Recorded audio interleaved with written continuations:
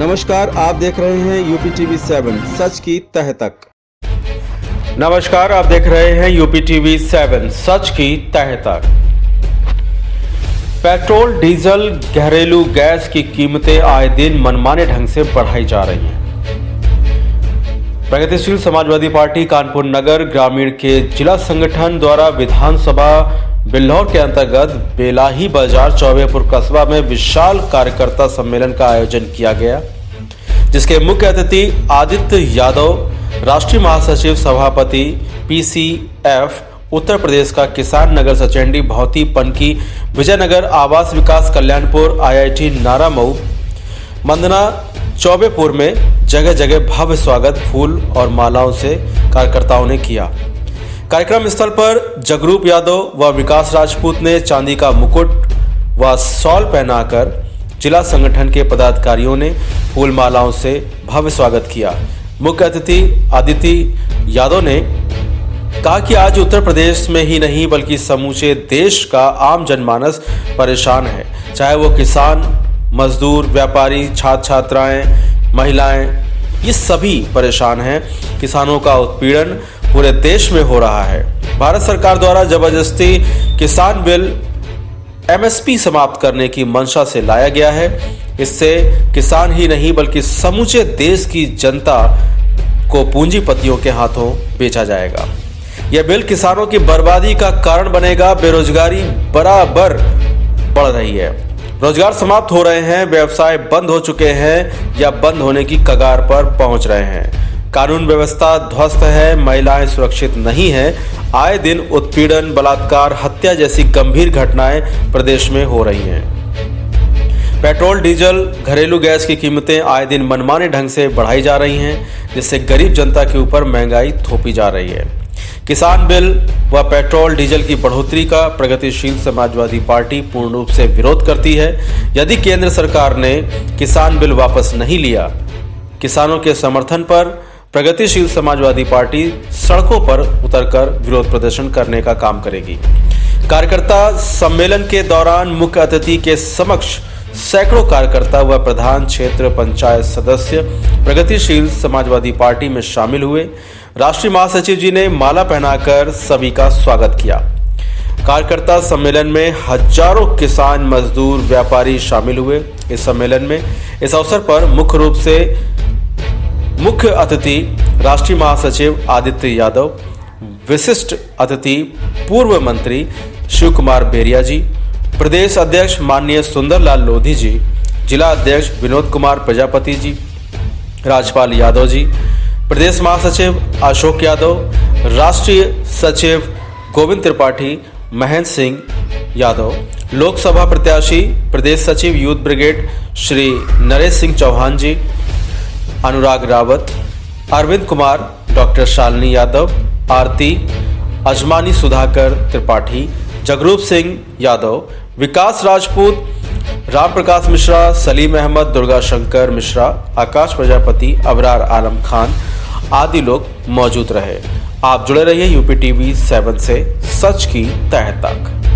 जो मैं आपके समक्ष आया हूँ और इस कार्यक्रम को सफल बनाने में पुरजोर मेहनत कर रहे जगरूप सिंह यादव जी और विकास राजपूत जी का तहे दिल से पार्टी की तरफ से धन्यवाद देता हूं कि आज अपनी बातों को, अपने विचारों को रखने का जो आपने ये मौका दिया।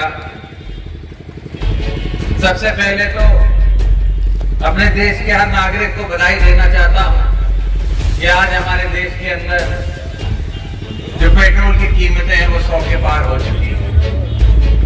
एक समय था, आपको याद होगा, चुनाव के समय पे 2014 के समय पे एक नारा सुना था हमने कि बहुत हुई पेट्रोल की मांग, और उस नारे को थोड़ा सा बदला जाए तब यही खर्च समझ में आता है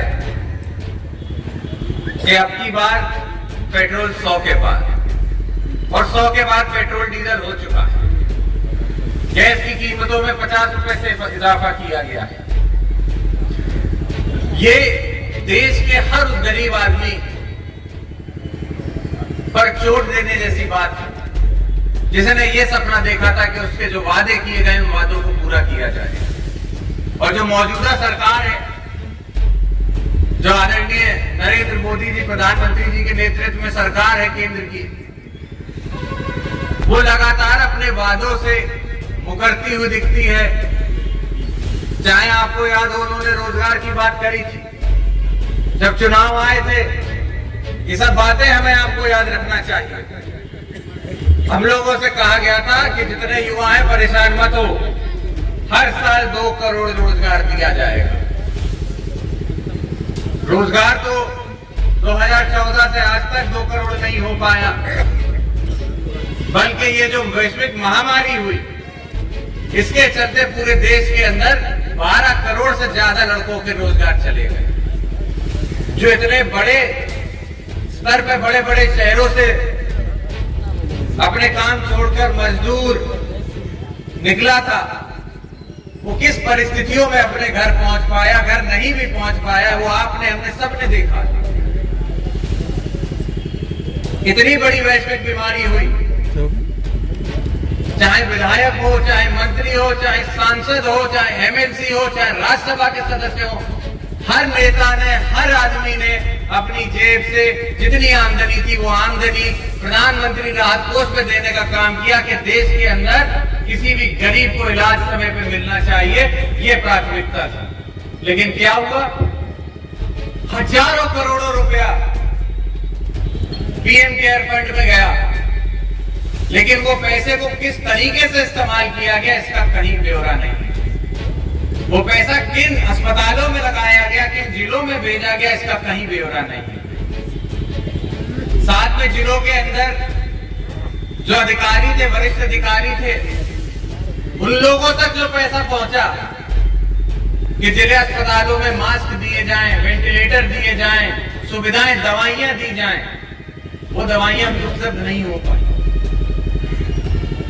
तो ऐसे समय पे जहां लाखों की संख्या, करोड़ों की संख्या में लोग इस बीमारी से, इस वैश्विक बीमारी से मारे जा रहे हैं, वहां भी सरकार ने अपनी जेबें भरने का काम किया। ये आपको हमको याद रखना चाहिए कि एक समय पे, चुनाव के समय पे, यही वो नेता हैं जो दुआई देते थे, कस्में खाते थे कि किसान भाइयों तुम्हारी आय को हम 2 गुनी कर देंगे। आज वही किसान दिल्ली को बैठ के अपने हक के लिए लड़ रहा है।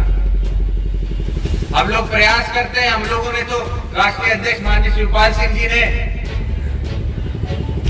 तो ये साफ कर दिया कि हर लड़ाई में किसान के साथ प्रगतिशील समाजवादी पार्टी कंधे से कंधा मिला के लड़ने को तैयार है। और मैं ये बात भी दावे से कह सकता हूं कि जो स्थिति उत्तर प्रदेश के अंदर खासकर है, आपसे ज्यादा दूर नहीं, अभी कुछ दिन पहले एक और बहुत ही भयावह घटना हुई। और उन्नाव की अगर बात करें तो अब तो हर 6-7 महीने में उन्नाव का नाम किसी ना किसी दुष्कर्म को लेकर आ ही जाता है। और आप याद करिए, जब उत्तर प्रदेश के मुख्यमंत्री शपथ लिए थे, तो जब मीडिया से रूबरू हुए थे तो सबसे पहली बात उन्होंने ये कही थी कि इस प्रदेश के अंदर मैं गुंडा राज खत्म करूंगा, जो उत्पीड़न होता है महिलाओं के साथ उसको मैं खत्म करूंगा। लेकिन क्या हुआ? जाति के आधार पर राजनीति की जा रही है। हाथरस में क्या हुआ? जो गुनहगार थे उनको बचाने का प्रयास किया जा रहा था। और ऐसे ही तथ्य आपको मिलते जाएंगे। और जहां तक भारतीय जनता पार्टी की बात है, तो मैं ये कह सकता हूं कि वो विकास से नहीं, हमेशा जात की राजनीति करती है। विकास की राजनीति कभी नहीं करी।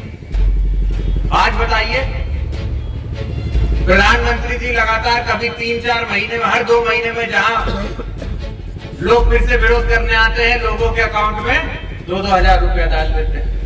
कभी 2000, कभी 4000, कभी 5000 रुपया। सरकारों का काम मुफ्त में पैसा देना नहीं है। सरकारों का काम अपने आने वाली पीढ़ी को रोजगार देना होता है। पैसा नहीं चाहिए, रोजगार चाहिए।